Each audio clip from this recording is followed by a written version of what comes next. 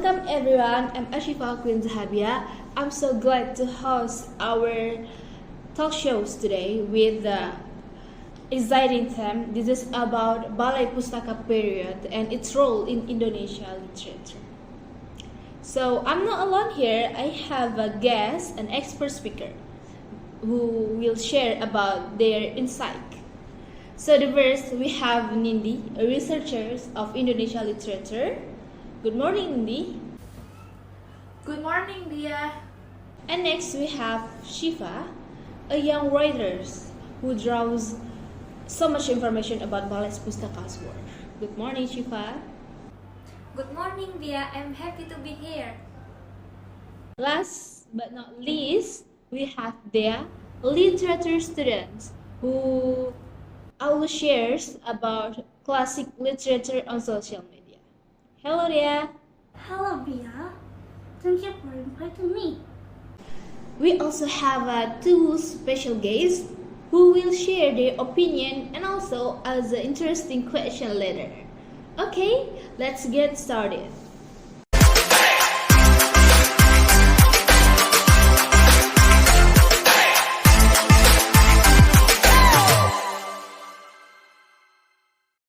Alright, let's dive into discussion. Nindi, could you explain about Balai Pustaka period and why is it significant in Indonesia literature history? Currently, Bia, the Balai Pustaka period began around 1017 when the Balai Pustaka period publishing house was established by the colonial government of the Dutch East Indies. Initially, the purpose was to provide safe reading materials and steer people away from literature deemed services. And then this period lasted roughly from 1092 until 1030. However, in the process, Balai Pustaka became a crucial milestone in the development of modern Indonesian literature. Many literary works were born in the period, such as Siti Nurbaya by Mara Rusli, Salah Aswan by Abdul Muiz, and Layar Tak Terkembang by Sultan Takdir Ali Jabana. And the characteristic is the period as a Malay language and the addressing traditional custom and the setting in rural or romanticism environment. Fascinating explanation, Nindi. Thank you so much. And next, Shiva, as a young writer, what do you think remains relevant to Balai Pustaka's works? In my opinion, the themes explored in Balai Pustaka's work remain very relevant, such as the struggle against tradition, love hindered by customs, and resistance to social injustice. These are issues we can still observe in modern society. Additionally, their writing style teaches us about the richness of Indonesian language, poetry, and powerful. I completely agree, Shiva. Thank you so much. And next, let's move to Dea.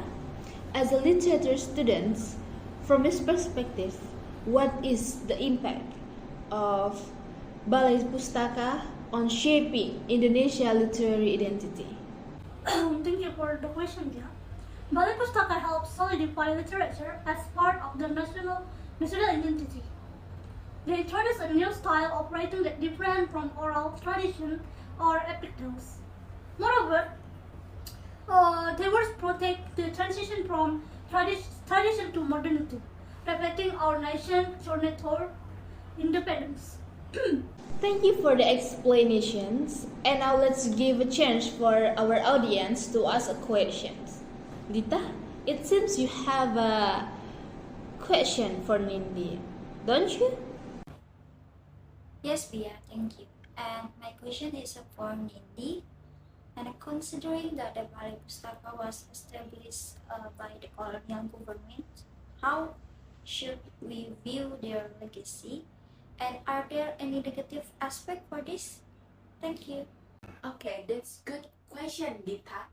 In that there is a controversial side to Balai Pustaka as it was initially tool for colonial propaganda. However, we cannot ignore it to positive contribution either, and they popularized literature among the Indonesian people and they served as a bridge to modern literature. So I believe it's important to view them in a balanced way.